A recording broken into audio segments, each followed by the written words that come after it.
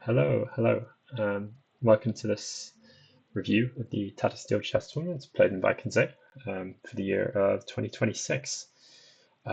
So the tournament just concluded on Sunday, the 1st of February, and it was won with a score of 9 out of 13 or +5 by Nodirbek Abdusattorov of Uzbekistan, just ahead of his compatriot and candidate for this year, Yavakir Sindarov. Sindarov definitely the strongest showing of any of the candidates that were playing at this event.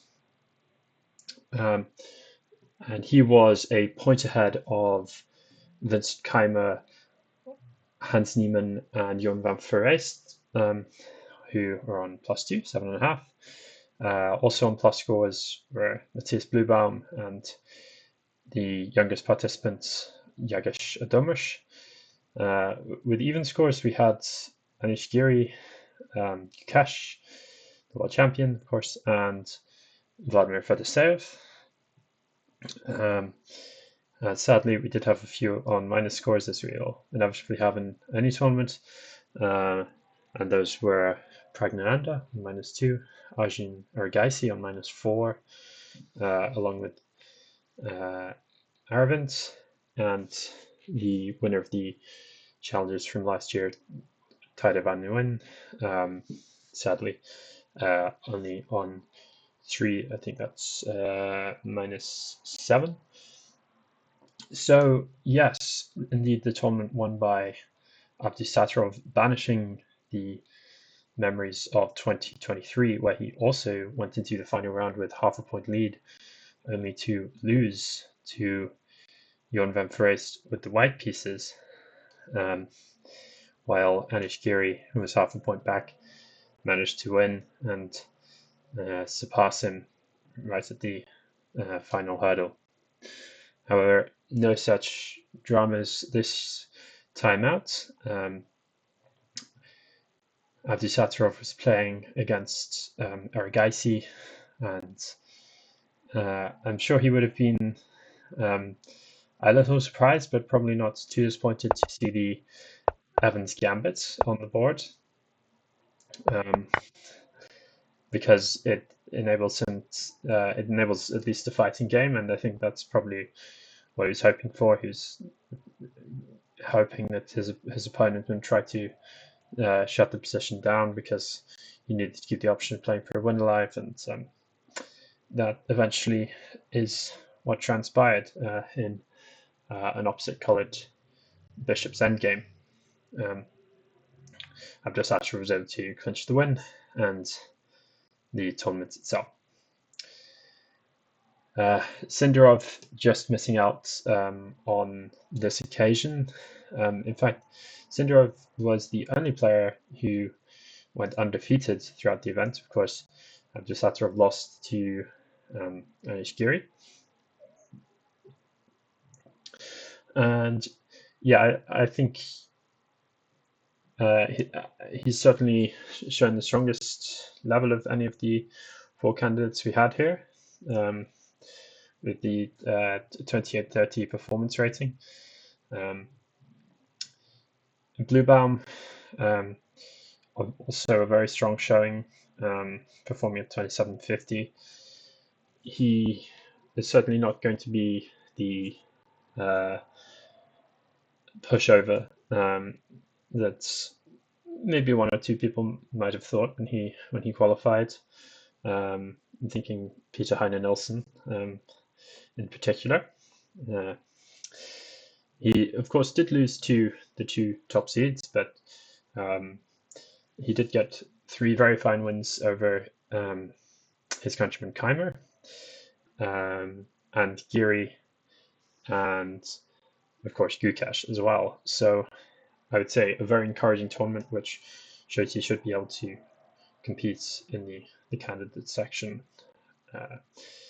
in the candidates tournament later this year. And yeah, it will be interesting to see whether he can fight more towards the higher levels. I think that might be a bit of a stretch because that tournament again will be another step up even above this one in terms of the level and the pressure. But overall, it's certainly a very good event for him. And Ishigiri, on the other hand, will be maybe a little bit disappointed. His tournament never really got going.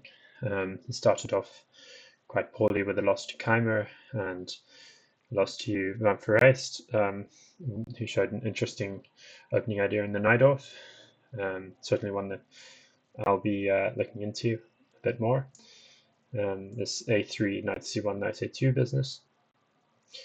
And yes, in general, I think Van Foreest is a very good player to follow in terms of opening ideas, always coming up with interesting things. And yeah, this tournament was certainly no exception in that regard. And then, well, Praggnanandhaa will be, of course, a bit disappointed as well.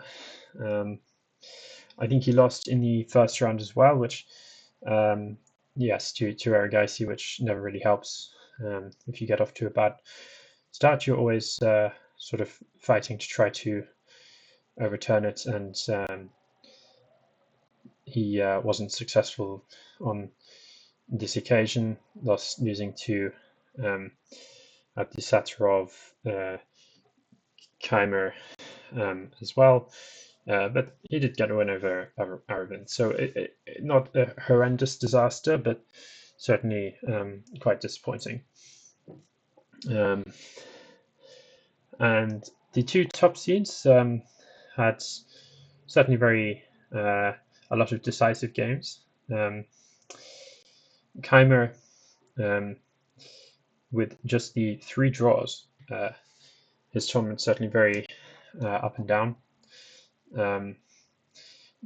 Mainly down towards the start. He started off with just 1.5 out of 4, but then recovered by winning the next 2 games, and then lost, and then drew, and then lost again, and as a bit of a recovery from rounds 10 to 12, winning 3 games to get back to quite a respectable score of +2. I think in some of the interviews he was saying that the reason there might be more decisive games is, or not necessarily the amount of decisive games, but the way in which games are being lost in this tournament, with a lot more blunders than normal, is that the players might be very fatigued, which I think would be true for some of them, but maybe not necessarily for others. So it's interesting. I think also he said this wasn't as important, but I think also the fact that it was a very young field and lots of fighting chess has maybe contributed to that. Also, the time control, with there being no increment until after move 40, certainly helped with that. I think a lot of Tata Wijk's losses could have been averted if there had been increment before then. I'm certainly thinking his loss to Sindarov in the last round, and potentially Neiman as well, a little bit earlier. For Erigaisi, this tournament somehow doesn't seem to agree with him. It's another pretty poor showing, despite a strong start and losing a fair bit of rating. Certainly somehow not able to show the best version of himself at this event for whatever reason. And of course, Tadevai, when it was a very, he's still a bit disappointed, I would say. It's certainly a step up from the levels that it's probably the strongest tournament he's played, or certainly close to it. And but I imagine he will have learned quite a lot from this. And you never lose when you learn, although he did lose 7 times. But that's you've just got to pick yourself up from that, and I'm sure he'll have a very good rest of 2026. On the other hand, Dermish does seem to be the real deal. I think he was the second lowest seed in terms of rating. But yeah, a very solid event. Got to +2 at one point, just half a point behind the leader at one stage before a couple of losses, but then bounced back with a win. Very nice win over Fedoseev, I think that was in round 12. So overall, very encouraging tournament for him as well, for sure. I will talk very briefly about the Challengers tournament. It was won by Andy Woodward from the United States, just half a point ahead of Vasily Ivanchuk. Those two players certainly at different ends of the age spectrum, but fighting it out very, very hard, very strongly indeed for the win of that tournament and the qualification for next year's Masters. But that does go to Andy Woodward with a performance of 2750 exactly. So if he can keep that up, he'll certainly be. He certainly won't be out of place next year. Who knows where his rating will be by that point. And the two, the Kersey Yip was hunting a GM norm here. Just missed out by half a point. Half a point more would have pushed the performance rating over 2600. That would have been enough. But yes, she just missed out in the end.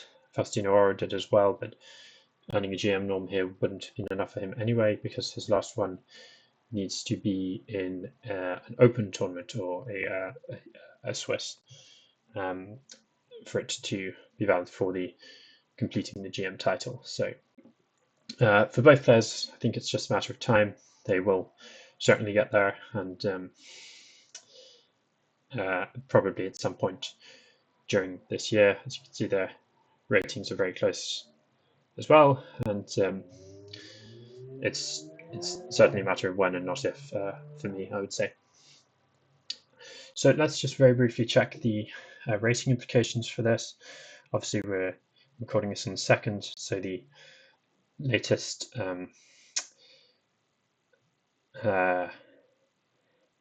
list has just come out. This tournament didn't quite count for that because it finished on the first. So as you can see there, Keimer, 0 change, not just less than a point, so less than half a point of change either way. 0 change, 0.0, he performed exactly as his rating would suggest. And so he stays in 4th place. For Abdusattorov, it was a very very good event, getting the win, gaining nearly 20 points to move to 5th in the world.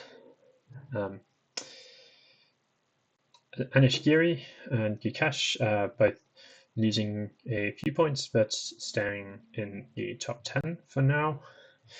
Sindarov, another great event for him, of course, gaining nearly 20 points and propelling his rating almost up to the top 10. So certainly won't look out of place at the candidates for sure. For Arigaisi, it was pretty disappointing, losing 30 points.